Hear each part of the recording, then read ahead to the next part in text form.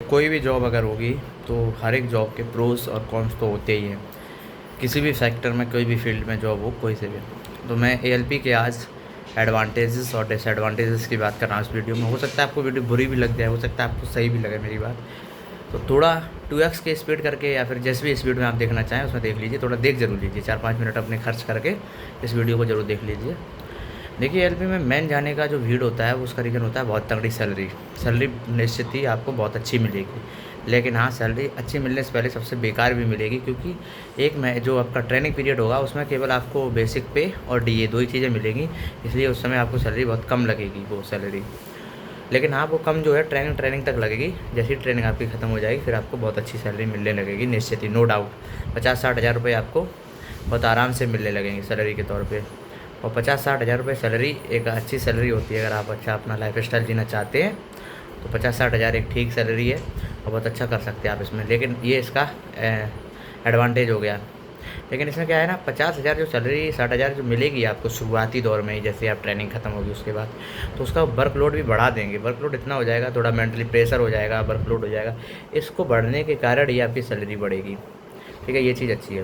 लेकिन क्या है ना, एएलपी में जो गए हैं बच्चे वो बीटेक किए होंगे, आईटीआई किए होंगे या फिर कोई डिप्लोमा किए होंगे, जो कि उन्होंने करते समय भी पढ़ाई की होगी। उसके बाद उन्होंने बहुत जम के पढ़ाई की होगी, तब सीवीटी 1 निकाला होगा, फिर और मेहनत करने के बाद सीवीटी 2 निकाला होगा, फिर और ज़बरदस्त मेहनत करने के बाद साइको, फिर फाइनल मेरिट। इतना प्रोसेस करने के बाद डीबी मेडिकल तक पहुँचे हैं। और डीबी मेडिकल के दिनों में ही उन्होंने मेंटली प्रेशर झेलने के बाद आप फाइनली सिलेक्ट हो जाएंगे और आपका पैनल में नाम आ जाएगा। तो इतना सब जो बच्चा करेगा तो वो नो डाउट बहुत टॉप क्वालिटी का बच्चा होगा, बहुत अच्छा पढ़ने में बच्चा होगा। तो जब आप पढ़ के पहुँचेंगे तो आपका शुरुआत में जब सैलरी कम लगेगी या फिर ट्रेनिंग के बाद आपको बहुत ज़्यादा मेंटली प्रेशर रहेगा या फिर बहुत ज़्यादा वर्कलोड लगने लगेगा, तो यही जॉब आपको थोड़ी सी कम अच्छी लगने लगेगी। फिर क्या होगा ना, और घर से आप बहुत दूर होंगे। जिसने अगर पास का ही अपना होम जोन भरा हुआ है या फिर अपना होम डिस्ट्रिक्ट या होम स्टेट का जोन भरा हुआ है, उसके तो फिर बल्ले बल्ले या इस नौकरी में अच्छी है, उसके लिए बेस्ट है। लेकिन जिसने दूर भरा हुआ है, गुवाहाटी जोन भर दिया या फिर हैदराबाद का कोई जोन भर दिया, चेन्नई, ये सब जोन भर दिए, जिसने दूर को मुंबई कोई सा भी भरा है, वो घर से दूर भरा है, एक दिन की 24 घंटे या फिर 12 घंटे, 13-14 घंटे की भी दूरी पर भरा हुआ है, तो भी ये जॉब आपको फिर बाद में थोड़ा दिक्कत लगेगी, क्योंकि वहाँ का खाना, वहाँ का रहना, वहाँ की लैंग्वेज सब डिफरेंट हो जाएगी। आपके यार दोस्त, मम्मी पापा, भाई बहन सब छूट जाएंगे एक निश्चित समय के लिए। और उसके बाद कुछ करने के लिए आप ले भी जाएंगे अपनी पत्नी बच्चों को उस शहर में, तो भी आपको उतना अच्छा नहीं लगेगा, क्योंकि आपके पत्नी, बच्चे और आप, यही लोग होंगे आपके, थोड़े बहुत यार दोस्त नहीं बन जाएंगे, भाई होंगे। तो ये इसका एक ड्रॉबैक है। आप अगर दूर शहर में हैं तो फिर इतनी ज़्यादा सैलरी अगर आपको मिलेगी भी तो, लेकिन उसका ड्रॉबैक ये है कि आप बहुत ज़्यादा दूर होंगे और आपने बहुत पढ़ाई की होगी। इतनी पढ़ाई करने के बाद दूर रहना आपको अच्छा नहीं लगेगा। लेकिन क्या हुआ ना, अब ऐसे आर्मी में जॉब होती है भाई, असम राइफल में होती है, सीआरपीएफ, सीआईएसएफ में, वो भी तो दूर रहते घर से, लेकिन उनके लिए वही जॉब अच्छी होती है, उनमें सैलरी तगड़ी मिलती है। लेकिन क्या होता है, उनकी जो पढ़ाई का स्तर होता है वो शुरुआत में ही लग जाते हैं, कम एज में ही लग जाते हैं और कम पढ़ाई में ही लग जाते हैं, थोड़ा सा ये कह सकते हैं, इन कंपेरिजन टू एएलपी बनना और आर्मी को क्वालिफाई करना पढ़ाई के में अंतर होता है। तो जब वो लग जाते तो उन्हें इतना प्रॉब्लम नहीं होता, क्योंकि उनकी पढ़ाई का लेवल उतना ही होता है, तो वो अपने लाइफ को आराम से एंजॉय से काट लेते हैं। लेकिन आपने क्या है, बहुत अच्छी पढ़ाई की है, बीटेक किया या फिर कुछ भी किया है, बहुत ज़बरदस्त पढ़ाई करने के बाद अगर आप इतने दूर जाते हैं तो निश्चित ही आपको एक बार ज़रूर बुरा फील होगा, ये इसका प्रॉब्लम है। लेकिन इसका बेनिफिट एक और है कि अगर आप पूरे भारत में कहीं भी हैं और रेलवे के एम्प्लॉय हैं तो आपको मेडिकल फैसिलिटी A1 क्वालिटी की मिलेंगी, आपको कभी कोई दिक्कत नहीं होगी। आपके माता पिता और एक बहन चल सकती है अनमैरिड, और भाई भी शायद एक चल सकता है, और बच्चे आपके और आपकी पत्नी वाइफ, ये हमेशा ही मेडिकल फैसिलिटी का लाभ उठा सकती हैं भारत के किसी भी हॉस्पिटल, रेलवे के हॉस्पिटल में। ये बहुत ज़बरदस्त प्रॉफिट है इसका। और आपके बच्चों को स्कूल एक बहुत A1 क्वालिटी मिलेंगे, KVS टाइप में होते हैं, रेलवे का स्कूल मिलेंगे, उसमें आपका बच्चा बहुत अच्छी पढ़ाई कर सकता है, तो ये भी एक इसका फ़ायदा है। लेकिन हमने आपको ड्रॉबैक भी इसके बता दिए कि आप जिस लेवल की पढ़ाई करके गए हैं उस लेवल की जितने एडवांटेजेस अभी इस जॉब के सोच रहे हैं वो आपको थोड़े से उससे कम मिलेंगे, क्योंकि आपने बहुत ज़बरदस्त पढ़ाई की है। मुझे पता है कि जो बच्चा यहाँ तक पहुँचा बहुत ज़बरदस्त पढ़ाई की है, और उसके बाद जब आप जॉब में जाएंगे तो आपका पढ़ाई का यूज़ कम दिखेगा, थोड़ा सा हेक्टिक लोड दिखेगा, प्रेशर दिखेगा आपको, और शुरुआत में थोड़ी सैलरी कम दिखेगी। जब सैलरी ज़्यादा मिलने लगेगी तो प्रेशर ज़्यादा मिलने लगेगा। फैमिली से इसमें थोड़ा अलगाव रहेगा, दूर रहेंगे आप। एडवेंचरस लाइफ अगर आपको पसंद नहीं है तो और प्रॉब्लम हो सकती है, माता पिता से भी दूर रहना पड़ेगा।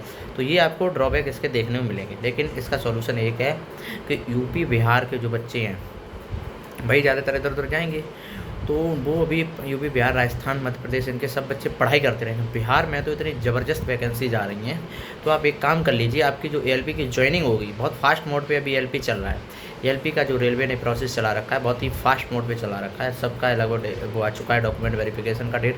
2-4 जोन अभी रह गए हैं, लेकिन उनका भी आ जाएगा। जैसे ही दिवाली बीत रही है वैसे ही आ रहा है उनका। 28 तारीख से उनका भी शुरू है। जिनका नहीं हुआ है ना, वो उनका भी 28 से शुरू है, कुछ का 2 नवंबर से शुरू है। तो बहुत फास्ट मोड पे चल रहा है। जैसे ही ये होगा वैसे ही पैनल आ जाएगा और वैसे ही डिवीज़न अलॉटमेंट हो जाएगा और जनवरी से फरवरी के बीच में आपकी ज्वाइनिंग मिलना शुरू हो जाएगी। बहुत फास्ट पे है, तब जनवरी फरवरी लग जाएगा। आप ये मत सोचना कि ज़्यादा टाइम बता दिया, बिल्कुल नहीं। ये बहुत फास्ट प्रोसेस होगा, तब जनवरी फरवरी में आपकी ज्वाइनिंग हो जाएगी। तो मेरा सजेशन ये है कि जनवरी फरवरी तक बिहार में बहुत ज़बरदस्त वैकेंसीज आई हुई हैं। बिहार का जो बच्चा है वो अपनी पूरी दम लगा दीजिए कि केवल अपना होम स्टेट में ही रहिए।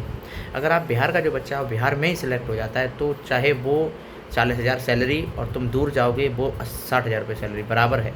क्योंकि आप बाहर जाओगे तो निश्चित ही आपका मेंटली प्रेशर रहेगा कि आपको अच्छा नहीं लगेगा वहाँ बहुत दिनों तक का मतलब सालों साल अच्छा नहीं लगेगा, साल 2 साल। और लाइफ को सेटल करने के लिए वाइफ कहाँ रखें, बच्चे कहाँ रखें, माता पिता कहाँ रखें, ये सब प्रॉब्लम्स आएंगी। तो उससे बेटर है अगर आप बिहार की वैकेंसी इतनी ज़बरदस्त आई हुई हैं तो बिहार के लिए आप जम लगा दीजिए। तो मतलब क्या करेंगे आप, जो अभी 3-4 महीने हैं, जैसे कि अभी अक्टूबर चल रहा है, नवंबर, दिसंबर, जनवरी, 3-3.5 महीने आपके पास हैं। इन 3-3.5 महीनों में हमें पता है आप बिल्कुल नहीं पढ़ेंगे। जब मेरा सिलेक्शन हुआ था तो हमने भी बहुत कम पढ़ाई कर दी थी।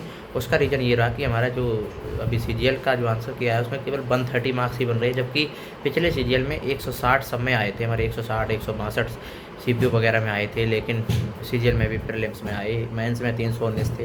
लेकिन क्या हुआ ना, इस दौरान सिर्फ अप्रैल में जैसे ही सिलेक्शन हुआ तो पढ़ाई इतना स्लो हो गया कि इतना स्लो हो गया, जब मेरा सीजीएल पेपर दिया तो उसके बाद 130 मार्क्स ही ओनली बन रहे प्रीलिम्स के आंसर की में। ऐसा ही आपके साथ भी होगा, आप बहुत कम पढ़ाई कर देंगे, निश्चित ही आप यकीन मानना। जैसे आपको लगेगा कि आपका सिलेक्शन हो चुका है, आपका मेडिकल बहुत अच्छा हुआ है, तो आप पढ़ाई बिल्कुल छोड़ देंगे। बस मेरी एक फालतू की इतनी सलाह मान लीजिए आप, इतनी एडवाइस हमारी सुन लीजिए। केवल आपने जितनी पढ़ाई की है उससे डबल पढ़ाई कर दीजिए इन 3-3.5 महीने में। इतनी अच्छी पढ़ाई आप करिए कैसे भी आप होम स्टेट में आ जाएँ। चाहे यूपी का कोई बच्चा है, चाहे राजस्थान का है, चाहे एमपी का, इतने बचे हुए आपको ज्वाइनिंग तक 3-3.5 महीने मिलेंगे। तो इन 3-3.5 महीने में आप केवल इतनी मेहनत करना कि इतना पढ़ लें आप कि जब अगर इन 3 महीनों के बीच में कोई पेपर लग जाए उसे देखे जाएँ तो वो क्वालिफाई हो जाए। और जब तक आप ड्यूटी पर पहुँचें तो इसके 1-2 महीने बाद कोई पेपर देने पड़े तो इतनी पढ़ाई कर रहे रहना कि वहाँ से जब आएँ तो एकदम पेपर दे जाए और आपका क्वालिफाई हो जाए। मतलब कि जब आप वो जॉब ज्वाइन कर लें तो एक ऐसा बैकअप रखें कि वो अगर वहाँ अच्छी ना भी लगे तो इतना पढ़ाई होना चाहिए, या फिर इधर से 1-2 पेपर दे के जाएँ, जिससे कि जब वहाँ ज्वाइन भी कर लें तो तब तक ये पेपर कोई क्वालिफाई हो जाए और इधर चले जाएँ। तो अगर वहाँ अच्छा नहीं लगा तो इसलिए क्योंकि आपकी पढ़ाई तो बहुत टॉप लेवल होगी तभी आपने क्वालिफाई किया। ये मैंने बता दिया आपको, फ्री का एडवाइस मान लीजिए, कुछ भी मान लीजिए, आपको बेकार भी लग सकती है ये मेरी बातें। एएलपी की job one of the best है, मैं पहले ही बोल रहा हूँ कि सोचिए जो बच्चे जो आर्मी में करते हैं, असम राइफल में करते हैं और बहुत बहुत दूर करते हैं, टेक्नीशियन में करते हैं, ग्रुप डी में कर रहे हैं इतनी दूर, उनसे कई गुना अच्छी है एएलपी की। हाँ जी बहुत अच्छी है, लेकिन आप बहुत तगड़ी पढ़ाई करके गए हैं तो हो सकता है आपको कुछ जॉब के ड्रॉबैक्स भी देखने को मिलें। उसके लिए मैं आपको ये बता रहा हूँ कि जो आपके पास टाइम है ज्वाइनिंग में, जितने भी दिन है उतने दिन बहुत ज़बरदस्त पढ़ाई करिए आप, इतना मेरा मान लीजिए। और जब अच्छी पढ़ाई करेंगे तो आप निश्चित ही निकल जाएंगे कहीं, और जब वहाँ से एएलपी से बेटर अपने होम स्टेट में कोई जॉब ले लेंगे तो आपको वो बहुत अच्छी लगेगी। इतना आप कर लेंगे तो बहुत अच्छा रहेगा। बाकी और कोई डाउट हो तो मेरे इंस्टाग्राम आईडी अजय 869 पाल पर आप मैसेज करना, तो मैं बता दूंगा। पैनल जो है 1 महीने बाद आ जाएगा, जैसे ही डीवी सबके ख़त्म हो जाएंगे, डीवी मेडिकल 1 महीने बाद पैनल दे देंगे, क्योंकि बहुत फास्ट मोड में है। पैनल के लगभग 20-30 दिन बाद डिवीजन अलॉटमेंट हो जाएगा, उसके ही 20 दिन लगेंगे भी नहीं, 10-15-20 दिन बाद आपका जॉइनिंग लेटर आने लगेगा। ये प्रोसेस है आपका, भाई देख लेना आप।